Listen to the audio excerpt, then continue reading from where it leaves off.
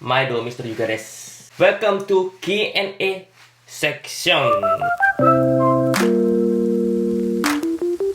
Q&A kedua kali ini saya akan menjawab beberapa pertanyaan dari para subscriber yang ditujukan tentu saja kepada saya. Yang pertama adalah pertanyaan dari Pak Steve Jobs. Sebagai orang yang besar di Indonesia, apakah ada cerita menarik tentang proses adaptasi Bapak sebagai orang Indonesia dengan 5 musim di Jepang? Cerita menarik tentang adaptasi musim di Jepang ada karena saya tiba di Jepang pada tanggal 28 November 2012 memasuki musim dingin. Saya tidak punya persiapan apa-apa pada waktu itu. Saya hanya membawa baju yang saya pakai saja. Begitu keluar dari pesawat, dingin banget kayak masuk kulkas. Pada waktu itu suhunya di bawah 10 derajat, belum turun salju. Beruntung buat saya, istri saya menjemput saya di bandara dengan membawakan sebuah jaket tebal khusus untuk musim dingin. Jadi badan saya segera tertolong.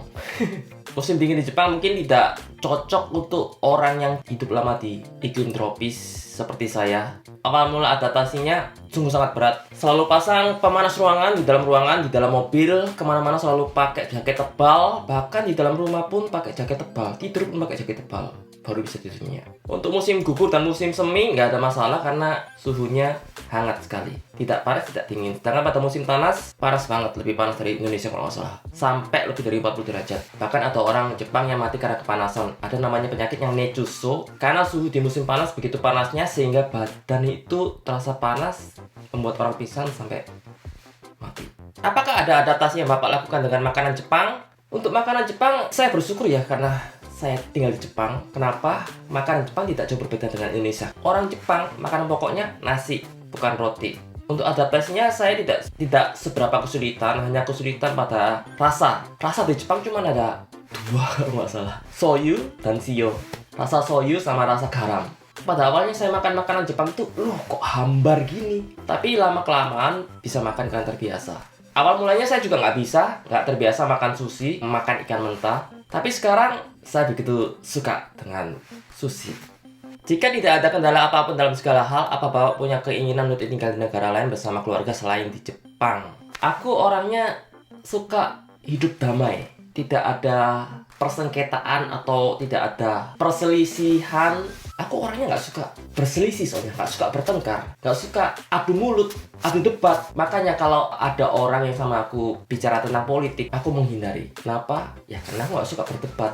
Jadi untuk tinggal di luar Jepang, saya tidak punya keinginan. Tinggal di Amerika, enggak. Kenapa? Di Amerika nggak aman. Nggak amannya kenapa? Orang biasa aja bisa beli pistol, bisa beli senjata api. Banyak kasus penembakan yang dilakukan oleh orang-orang stres di dalam sekolah. Aku rasa aku tidak bisa hidup di negara sebebas Amerika.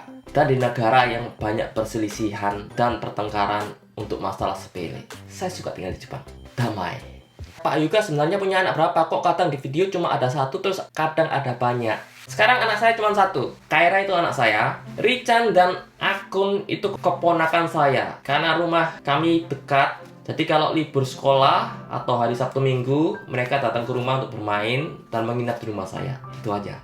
Arikage, ini pertanyaan yang sungguh sangat menarik dan membongkar sejarah percintaan saya. Pertanyaannya adalah, awal ceritanya ketemu istri dan bisa menikah gimana? Awal ketemu istri berawal dari saya belajar bahasa Jepang, sekolah bahasa Jepang di Bali. Dan ketika saya belajar bahasa Jepang, saya membuat blog dengan bahasa Jepang di Ameba yang menceritakan kehidupan saya di Bali. Dan pada waktu itu istri saya membaca blog saya karena istri saya tertarik dengan bahasa Indonesia. Dia ingin belajar bahasa Indonesia, tetapi tidak punya teman orang Indonesia. Jadi dia membaca blog saya dan dari situ kami berkomunikasi. Janjian, ketemuan. Saya ingat pada waktu itu ketemuannya di Waterboom Park Bali. Jadi awal ketemu di internet di Ameblo. Setelah 2 tahun berpacaran, saya melamar istri saya dan kami menikah di Bali.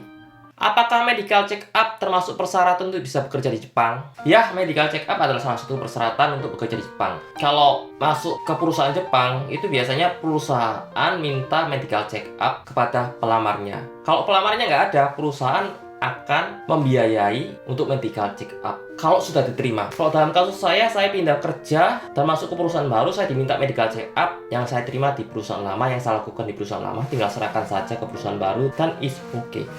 Gini Pak, aku penasaran bagaimana awal mula Pak Yuga memulai karir kerja sebagai supir truk di Jepang. Awal mula saya bekerja sebagai supir truk di Jepang ketika saya bekerja di Gifusatai, bekerja sebagai buruh merakit mobil. Di situ karena saya bekerja menjadi pegawai kontrak, saya hanya bisa bekerja selama 3 tahun di situ. Tetapi sebelum 3 tahun, saya berpikir untuk menjadi pegawai tetap di suatu perusahaan, menjadi supir truk. Kenapa supir truk? Karena saya lihat di lowongan-lowongan kerja di Jepang itu supir truk gajinya besar. Sudah 4 tahun saya menjadi supir truk and I enjoy it. Hamka Gaming. Kalau ada duit buat beli truk baru buat pribadi, mau pilih Yudi apa Hino? Saya lebih pilih Hino. Tapi alih-alih untuk membeli truk, saya lebih tertarik untuk memilih camping car, mobil camping. Kalau beli truk itu kan cuma bisa buat kerja. Sedangkan kalau beli camping car untuk liburan bersama keluarga, kita jalan ke Hokkaido sampai Hokkaido pakai camping car, kita tidak perlu memikirkan biaya akomodasi karena bisa tidur di dalam mobil. Itu sih yang aku inginkan di kemudian hari kalau saya punya duit berlebihan, ingin beli camping car. Cak, awakku iki mau tanya, apa enak dan gak enaknya punya mobil di Jepang? Mungkin awakmu bisa jelaskan, Cak. Sekian, matur nuwun, Cak. Kalau menurut saya ya, karena saya tinggal di desa, transportasi umum itu sangat sedikit di desa, jadi ketergantungan untuk punya mobil pribadi itu sangat besar. Karena kalau tidak punya mobil pribadi, nggak bisa kemana-mana, nggak punya kaki istilahnya. Nggak enaknya itu karena banyak biaya yang dikeluarkan untuk mobil. Per tahunnya kita harus bayar pajak. Dan tiap 2 tahun sekali harus uji emisi, yang biayanya tidak murah. Belum lagi biaya bensin, parkir. Parkir kalau di desa bisa gratis, tapi kalau saya ke kota, ke Nagoya, parkir di Nagoya itu 1 jamnya bisa 1.000 yen. Bisa lebih, tergantung jam dan lama kita parkir. Kalau misalnya saya tinggal di kota, seperti di Nagoya atau di Tokyo, di Osaka, saya tidak akan membeli mobil. Kenapa? Karena transportasi umum di kota itu sudah selangkah aja udah stasiun, sudah subway. Kepleset aja udah sampai kompini. Bloser aja udah sampai supermarket. Salto aja udah sampai rumah, tempat tidur. Jadi kalau saya tinggal di kota, saya tidak akan membeli mobil. Biaya hidup akan lebih murah bila tidak ada mobil. Bisa pertama kali datang ke Jepang gimana? Dan pengurusan visanya bagaimana? Saya pertama kali datang ke Jepang karena saya menikah dengan orang Jepang, dan pengurusan visanya menggunakan visa Japanese Spouse Visa, atau dalam nama bahasa Indonesianya visa menikah dengan orang Jepang. Itu mengurus visanya, istri saya mengurus surat yang namanya LGBT di Jepang, kemudian dikirim ke Indonesia, dan saya membawa surat LGBT itu ke konsulat Jepang untuk diurus menjadi visa. Tidak gampang mengurus surat LGBT, butuh waktu, kalau nggak salah pada waktu itu istri saya mengurusnya butuh waktu 1 bulan. Baru dikirim ke Indonesia, dan saya mengurus ke konsulat jenderal Jepang di Bali, dan sekitar 1 minggu baru jadi visa, dan akhirnya saya berangkat ke Jepang dengan menggunakan tentunya pesawat. So, thanks for watching, dan sampai jumpa di konten Q&A berikutnya. Saya Mr. Yuga, sayonara.